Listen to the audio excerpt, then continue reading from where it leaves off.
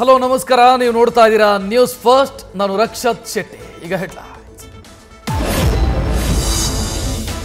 ಕೆಲವೇ ಕ್ಷಣಗಳಲ್ಲಿ ದರ್ಶನ್ ರೆಗ್ಯುಲರ್ ಜಾಮೀನು ಅರ್ಜಿ ವಿಚಾರಣೆ. 4 ಗಂಟೆಗೆ ವಿಚಾರಣೆಗೆ ಮುಂದೂಡಿದ್ದ ಹೈಕೋರ್ಟ್. ದರ್ಶನ್ ಪರ ಸುದೀರ್ಘ ವಾದ ಮಂಡಿಸಿದ ಸಿವಿ ನಾಗೇಶ್.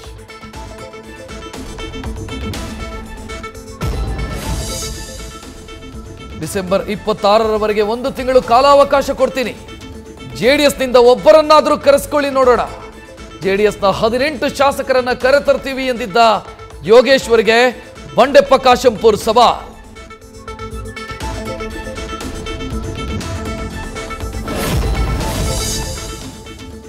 ನಾನು 2 ಬಾರಿ ಸಿಎಂ ಆಗಿದ್ದು ಕೆಲವರಿಗೆ ಹೊಟ್ಟೆ ಉರಿ. ಜನರ ಆಶೀರ್ವಾದ ನನ್ನ ಮೇಲಿರುವವರೆಗೆ ಹೆದರಲ್ಲ, ಯಾವುದಕ್ಕೂ ಜಗ್ಗೋದೂ ಇಲ್ಲ, ಬಗ್ಗೋದೂ ಇಲ್ಲ. ವಿರೋಧಿಗಳಿಗೆ ಟಾಂಗ್ ಕೊಟ್ಟರು ಸಿಎಂ.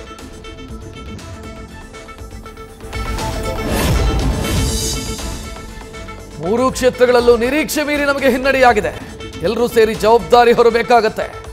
ಏನು ಕೊರತೆಯಾಗಿದೆ ಅನ್ನೋದನ್ನ ಎಲ್ಲರೂ ಕೂತು ಚರ್ಚೆ ಮಾಡ್ತೀವಿ.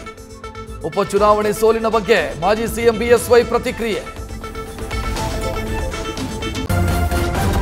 ನ್ಯೂಸ್ ಫಸ್ಟ್, ನಿರ್ಭೀತಿಯಿಂದ ನಿಮ್ಮ ಪರವಾಗಿ.